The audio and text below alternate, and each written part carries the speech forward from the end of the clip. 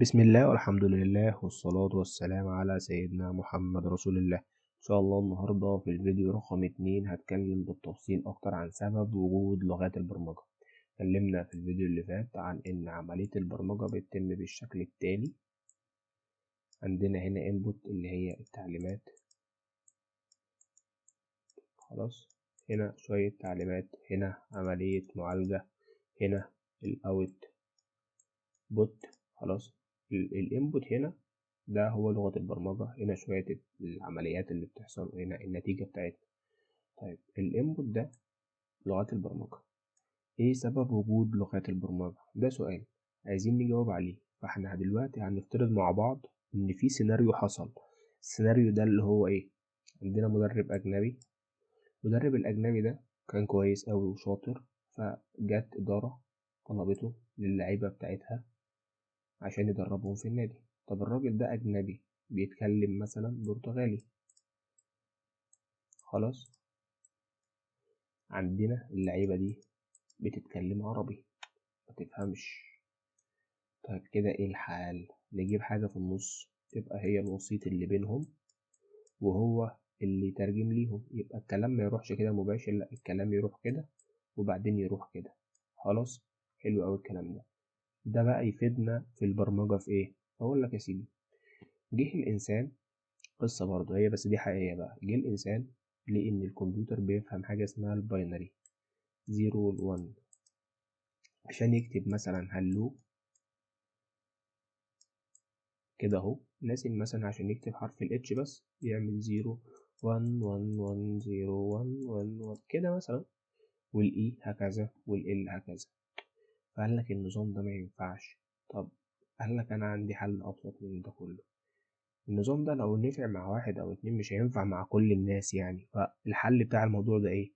إن إحنا الإنسان بيعرف يكتب أو يتكلم إيه؟ سهل جدا يتكلم إنجليزي مثلا، خلاص اعمل له لغات برمجة بتتكلم إنجليزي مناسبة مع تفكيره، مناسبة مع إمكانياته، وأنا أعمل وسيط في النص يترجم لي الماشين. حلو أوي. يبقى لغات البرمجة تبعت للكومبايلر، ده الاسم بتاعه، ده الوسيط بتاعنا. لو انت دخلت سي اس هتاخد المعلومة دي، وبعدين الموضوع بيروح على الماشين فالدنيا بتمشي. حلو قوي. كده احنا حلينا مشكلة ان الانسان يعني يعرف يتواصل بشكل كويس مع الكمبيوتر بدون ما يتعب اكتر. طيب كده احنا جاوبنا برضو على سؤال ايه سبب وجود لغات البرمجة. تعالى بقى نعرف ايه هي لغات البرمجة وايه هي المجالات المتاحة لينا بالنسبة لمجال البرمجة عموما. يعني المجالات ايه؟ المجالات كتير. ال AI مثلا، الديتا اناليسيز مثلا. ما تدقش قوي في الكلام لان انا برضه ايه مش عايز اضيع وقت فبكتب بسرعة. ال AI والديتا دول مثلا بيستخدموا لغة برمجة اسمها بايثون، خلاص، مش هضيع وقت في الكتابة. يبقى ال AI والداتا بيستخدموا بايثون. عندك حاجة تانية اسمها الموبايل ديفلوبمنت. تعالى نعوض مكانه ايه بيه، كأنك راسم موبايل، ده ممكن تكتب له بالجافا مثلا. عندك حاجة تانية زي النتورك، ده مجال كبير. شوف بقى انت ممكن تكتب له بايه. عندك مجال تاني زي الامبيدد، ده برضو مجال تاني. عندك مجال تاني زي الديف اوبس، ده برضو مجال. كل دي مجالات كتير قوي والبرمجة فيها كتير. فانت هتعمل ايه دلوقتي؟ هتشوف لغة البرمجة المناسبة معاك بناء على المجال اللي انت اخترته.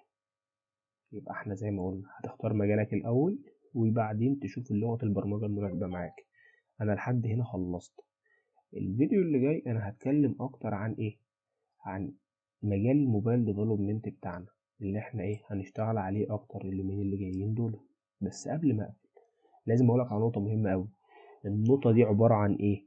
عبارة عن ان انت ما ينفعش تسمي نفسك مثلا فلاتر ديفلوبر، لا ده ما ينفعش. انت تسمي نفسك ايه؟ تسمي نفسك موبايل ديفلوبر او سوفت وير انجينير. الموبايل ديفلوبر ده حد كويس قوي اتعلم الاساسيات كويس قوي، فلما جت تاني يوم فلاتر قفلت مفيش اي مشكلة بالنسبة له، هيقدر يغير من فلاتر لحاجة تانية.